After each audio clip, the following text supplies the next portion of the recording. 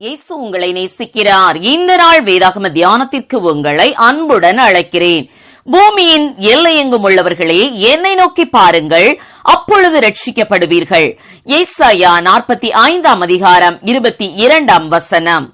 தென் அமெரிக்க காடுகளில் சில காலம் சுற்றித் திரிந்த எட்வர்ட் என்பவர் தன் அனுபவங்களை கூறும் பொழுது தான் கண்கூடாக கண்ட ஒரு சம்பவத்தை இவ்வாறு விளக்குகிறார். ஒரு நாள் எட்வர்ட் காலையில் தன்னுடைய துப்பாக்கியையும் மதிய ஆகாரத்தையும் எடுத்துக்கொண்டு காட்டில் வேட்டையாட புறப்பட்டார். பல மைல் தூரம் நடந்த பின் களைப்பினால் பட்டுப்போய் விழுந்து கிடந்த ஒரு மரத்தின் மேல் உட்கார்ந்தார். அப்பொழுது ஒரு குருவியின் சத்தம் அவருடைய கவனத்தை ஈர்த்தது. கவனித்து பார்க்கும்போது ஒரு குருவி ஒரு அடர்த்தியான கிளையின் மேல் சுற்றி சுற்றி பறந்து அபாய குரல் எழுப்பிக் கொண்டிருந்தது. அந்த அடர்த்தியான கிளைக்குள் அதன் கூடு இருந்திருக்க வேண்டும். இக்குருவி அபாய குரல் எழுப்புவதற்கு காரணத்தை கண்டுபிடிக்க அவர் சுற்றுமுற்றும் கவனித்து பார்க்கும்போது தென் அமெரிக்க காடுகளுக்குள்ளேயே அதிக விஷமுள்ள ஒரு பெரிய பாம்பு தன் நாக்கை நீட்டிக்கொண்டு அம்மரத்துக்கு நேரே போவதை பார்த்தார். அப்பாம்பின் கண்கள் அக்குருவியையோ அல்லது அதன் கூட்டையோ குறிவைத்ததாக தெரிந்தது. பாம்பு அம்மரத்தில் ஏற துவங்கியது. உடனே இந்த குருவி எங்கோ வேகமாக பறந்து போனது.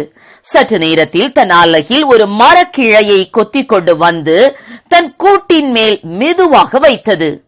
அக்கூட்டினுள் பெண் குருவியும் அதன் குஞ்சுகளும் இருந்தன. அந்த இலைகள் கொண்ட அம்மரக்கொம்பை அதன் கூட்டின் மேல் வைத்த பின் தன்னுடைய அபாய குரலை நிறுத்திவிட்டு அந்த மரத்தின் உச்சி கொம்பின் மேல் உட்கார்ந்து தன் கூட்டையும் அந்த பாம்பையும் கவனித்துக் கொண்டிருந்தது. பாம்பு மெதுவாக அந்த மரத்தில் ஏறி அக்கூட்டு பக்கத்தில் வந்தவுடன் தன் தலையை தூக்கி கூட்டிற்குள் இருக்கும் தாய் குருவியையும் குஞ்சுகளையும் கவ்வப் போவது போல தெரிந்தது. ஆனால் சடுதியில் திரும்பி தான் வந்த வழியே மரத்திலிருந்து இறங்கி காட்டு புல்களுக்குள் மறைந்து போனது. இதை கவனித்துக் கொண்டிருந்த எட்வர்ட் மரத்தின் மேல் ஏறி அக்கூட்டின் மேல் வைக்கப்பட்ட அந்த கொம்பை எடுத்துக்கொண்டு வந்து ஒரு தென் அமெரிக்க காட்டுவாசியிடம் காண்பித்த பொழுது அவன், இது பாம்புகளுக்கு விஷமுள்ள ஒரு செடி, அதாவது பாம்பு விரட்டி என்றும் தானே இதுவரை அந்த இலைகளை தொட்டதில்லை என்றும் சொன்னான். அச்சிறு குருவி தன் எதிரியிடமிருந்து தன் குடும்பத்தை காப்பாற்ற இம்மரக்கொம்பை பயன்படுத்தியது. ஆம், எனக்கு அருமையானவர்களே, உலகம் அனைத்தையும் மோசம் போக்குகிற பிசாசு என்றும் சாத்தான் என்றும் சொல்லப்பட்ட பழைய பாம்பாகிய வலு சர்ப்பம் கெர்ச்சிக்கிற சிங்கம் போல எவனை விழுங்கலாமோ என்று வகை தேடி சுற்றித் திரிகிறான்.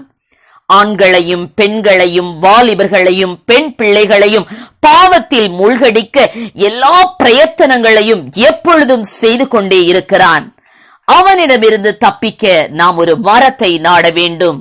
இந்த உலகத்தின் பாவத்தில் இருந்து விடுபட வேண்டும் என்றால் ஒரே ஒரு இடம், சாத்தானின் பிடியிலிருந்து உலக ஆசை இச்சைகளிலிருந்து நம்மை பாதுகாக்கிற இடம், அடைக்கலம் கொடுக்கும் இடம், தீங்கு நாளில் நம்மை மறைத்து பாதுகாத்துக் கொள்ளுகிற இடம் இது தெரியுமா? அது இயேசுவின் செட்டையே. நம்மை பாவத்திலிருந்து மீட்க தம்மையே பாவ நிவாரண பலியாக ஒப்பு கொடுத்து சிலுவை மரத்தில் தொங்கிய இயேசு நமக்காக நம்முடைய பாவங்களை எல்லாம் சிலுவை மரத்திலே ஏற்றுக்கொண்டு அவர் சிலுவை மரணத்தில் சிந்திய இரத்தத்தால் நாம் கழுவப்படும் போது அவர் செட்டைகளின் மறைவில் அடைக்கலம் புகுந்து சாத்தானுடைய வலையிலிருந்து தப்புகிறோம். பூமியின் எல்லையெங்கும் உள்ளவர்களே, என்னை நோக்கி பாருங்கள், அப்பொழுது ரட்சிக்கப்படுவீர்கள் என இயேசு அழைக்கிறார். அவரை நோக்கி தாமதியாமல் ஓடி வருவோம், பாதுகாக்கப்படுவோம். கர்த்தர் தாமே நம்மை ஆசீர்வதிப்பாராக.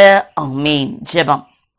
எங்களை அதிகமாய் நேசித்து வழி நடத்துகிற எங்கள் அன்பின் பரலோக பிதாவே, இந்த நாட்களிலும் கூட அப்பா சாத்தான் ஆண்டவரே, அப்பா ஸ்தோத்திர ஆண்டவரே, ஆண்களையும் பெண்களையும் வாலிபர்களையும் பெண் பிள்ளைகளையும் விழுங்கும்படியாக ஆண்டவரே இந்த மொபைல் போன்கள் மூலமாக அப்பா பல்வேறு பாவ இச்சைகளில் விழ பண்ணி கொண்டிருக்கிறதை பார்க்கிறோம் ஆண்டவரே. ஆனாலும் அவைகளிலிருந்து மீட்பை கொடுக்கக்கூடிய அப்பா கிருபை உம்மிடத்திலே மாத்திரம் உண்டு என்பதை அறிந்த அப்பா சிலுவையில் அறையப்பட்ட அந்த இயேசுவை நோக்கி பார்த்து ஆண்டவரே ஒவ்வொருவரும் மீட்பை ரட்சிப்பை பெற்றுக்கொள்ள அப்பா நீர் கிருபை கொடுக்க வேணுமாய் ஜெபிக்கிறேன். பூமியின் எல்லை எங்கும் உள்ளவர்களை என்னை நோக்கி பாருங்கள், அப்பொழுது ரட்சிக்கப்படுவீர்கள் என்ற வசனத்தின்படி அப்பா ஆண்டவரே உம்மை நோக்கி பார்த்து மீட்பை பெற்றுக்கொள்ள உதவி செய்யும், ஆசீர்வதியும். இயேசுவின் நாமத்தில் ஜெபிக்கிறோம் நல்ல பிதாவே. ஆமென்.